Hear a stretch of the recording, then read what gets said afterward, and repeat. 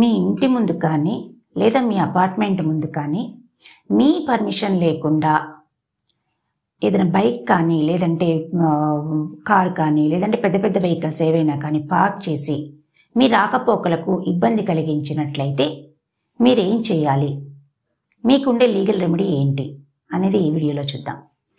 ముందుగా మీరు మా ఛానల్ని ఫస్ట్ టైం చూస్తున్నట్లయితే తప్పకుండా సబ్స్క్రైబ్ చేయండి.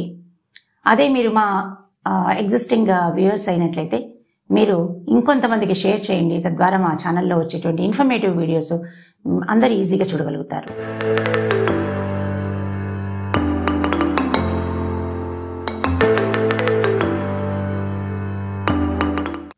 హలో వ్యూయర్స్, నమస్కారం. వెల్కమ్ టు లాడస్క్ ఛానల్. ఇంతకుముందు కాలంలో ఇంటికి ఒక స్కూటర్ ఉంటే గొప్ప, కానీ కాలక్రమంలో ఇంటికి ఒక బైక్, ఒక కారు నెసెసిటీగా మారిపోయాయి. అదే కాకుండా ఇప్పుడు ఒక ఇంటిలో ఎంతమంది మనుషులుంటే అన్ని బైక్స్, అన్ని కార్లు ఉంటాయి. ఇంకా పార్కింగ్ సమస్య రాకుండా ఎలా ఉంటుంది? మెట్రోపాలిటన్ సిటీస్లో ఇది ఒక బిగ్గెస్ట్ ప్రాబ్లంగా మారిపోయింది. కొనటానికి ఇళ్ళు విశాలంగా దొరుకుతున్నాయి, కానీ పార్కింగ్ మాత్రం దొరకటం లేదు. ఇలాంటి పరిస్థితుల్లో వాళ్ళు కార్లను, బైకులను వేరొక ఇంటి ముందు పార్క్ చేయడం మొదలు పెడుతున్నారు. ఇలాగా ఏ వెహికల్స్ అయినా మీ ఇంటి ముందు కానీ మీ అపార్ట్మెంట్ మెయిన్ గేట్ ముందు కానీ మీ పర్మిషన్ లేకుండా ఉంచినట్లయితే ఆ బండ్లను పార్క్ చేయటం వల్ల మీరు లోపలికి రావడానికి కానీ బయటికి పోవడానికి అంటే మీ యాక్సెస్ ఇబ్బంది కలిగినట్లయితే, మీరు ఎన్నిసార్లు చెప్పినా వాళ్ళు వినకుండా అలానే కంటిన్యూ చేస్తున్నట్లయితే మీరు ఏం చేయాలి? గొడవ పెట్టుకోవడం వల్ల గొడవలో భాగస్వామ్యం మీదే ఎక్కువగా ఉండే అవకాశాలు ఎక్కువగా ఉంటాయి. సో ఏం చేయాలి?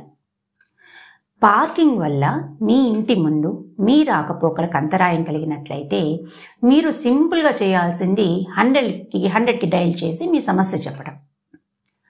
దాన్ని పట్టించుకోకపోయినట్లయితే ఆ ఏరియా పిఎస్లో, పోలీస్ స్టేషన్లో కంప్లైంట్ చేసినట్లయితే పోలీస్ వాళ్ళు తక్షణంగా రెస్పాండ్ అవ్వడం జరుగుతుంది. ఎందుకంటే ఇది రాంగ్ఫుల్ రెస్ట్రెయింట్ ఆఫ్ ఎ పర్సన్ అంటే section 339 of Indian penal code చెప్తుంది. కాబట్టి సెక్షన్ 339 ప్రకారం ఇది అఫెన్స్గా పరిగణించి తక్షణం మీ ప్రాబ్లమ్ని సాల్వ్ చేయడం జరుగుతుంది. అయితే ఏ సమస్య అయినా ముందు ఎమికబుల్గా సెటిల్ చేసుకోవడానికి ప్రయత్నించాలి.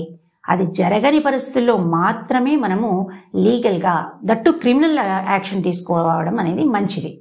ఈరోజు మంచి మాట: పాజిటివ్గా ఆలోచించే వ్యక్తిని ఏ విషయం చంపలేదు, నెగిటివ్గా ఆలోచించే వ్యక్తిని ఏ మెడిసిన్ బాగు చేయలేదు.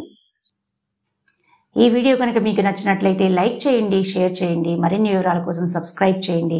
పక్కనున్న బెల్ ఐకాన్ని ప్రెస్ చేయండి.